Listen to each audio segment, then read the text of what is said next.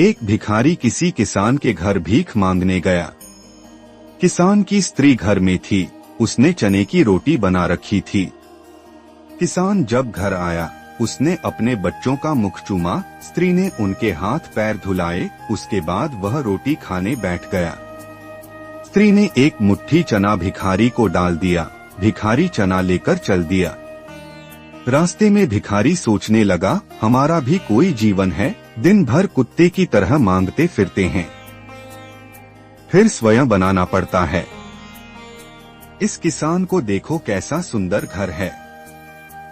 घर में स्त्री हैं, बच्चे हैं, अपने आप अन्न पैदा करता है, बच्चों के साथ प्रेम से भोजन करता है।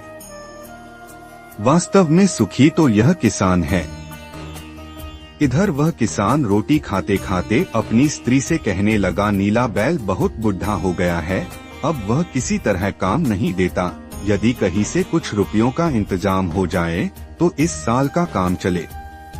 साधोराम महाजन के पास जाऊंगा, वह ब्याज पर दे देगा। भोजन करके वह साधोराम महाजन के पास गया।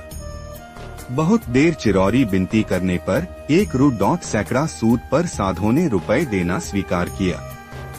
एक लोहे की तिजोरी में से साधोराम ने एक थैली निकाली और गिनकर रुपए किसान को दे दिए। रुपए लेकर किसान अपने घर को चला। वह रास्ते में सोचने लगा, हम भी कोई आदमी हैं, घर में 5 रुपये नकद नहीं। कितनी चिरौरी विनती करने पर उसने रुपए दिए हैं। साधो कितना धनी है, उस पर सैकड़ों रुपए है, वास्तव में सुखी तो यह साधोराम ही है। साधोराम छोटी सी दुकान करता था, वह एक बड़ी दुकान से कपड़े ले आता था और उसे बेचता था। दूसरे दिन साधोराम कपड़े लेने गया, वहाँ सेठ पृथ्वीचंद की दुकान से कपड़ा लिया। वह वहाँ बैठा ही था कि इतनी देर में कई तार आए। कोई बम्बई का था, कोई कलकत्ते का, किसी में लिखा था 5 लाख मुनाफा हुआ, किसी में 1 लाख का।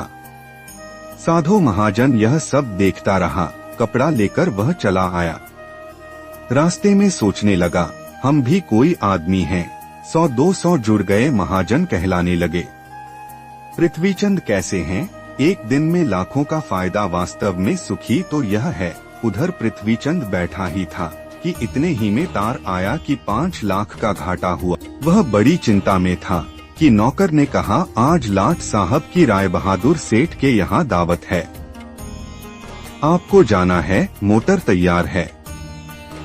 पृथ्वीचंद मोटर पर चढ़कर राय बहादुर की कोठी पर चला गया। वहाँ सोने चांदी की कुर्सियाँ पड़ी थी। राय बहादुर जी से कलेक्टर, कमिश्नर हाथ मिला रहे थे। बड़े बड़े सेठ खड़े थे। वहाँ पृथ्वीचंद सेठ को कौन पूछता, वे भी एक कुर्सी पर जाकर बैठ गया। लाट साहब आए, राय बहादुर से हाथ मिलाया, उनके साथ चाय पी और चले गए। पृथ्वीचंद अपनी मोटर में लौट रहे थे। रास्ते में सोचते आते हैं, हम भी कोई सेठ है, 5 लाख के घाटे से ही घबरा गए। राय बहादुर का कैसा ठाठ है, लाट साहब उनसे हाथ मिलाते हैं। वास्तव में सुखी तो ये ही है।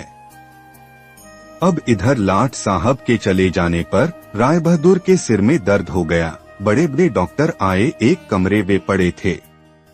कई तार घाटे के एक साथ आ गए थे।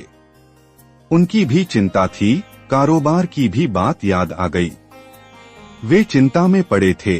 तभी खिड़की से उन्होंने झांक कर नीचे देखा, एक भिखारी हाथ में एक डंडा लिए अपनी मस्ती में जा रहा था। राय बहादुर ने उसे देखा और बोले, वास्तव में तो सुखी यही है, इसे न तो घाटे की चिंता न मुनाफे की फिक्र, इसे लाट साहब को पार्टी भी नहीं देनी पड़ती, सुखी तो यही है।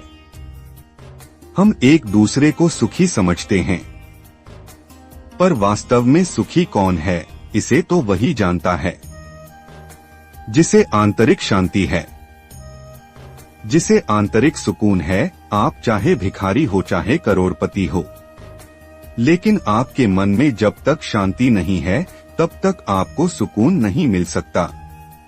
अगर आपको हमारे वीडियो अच्छे लग रहे हैं तो हमारे चैनल को सब्सक्राइब करें। धन्यवाद।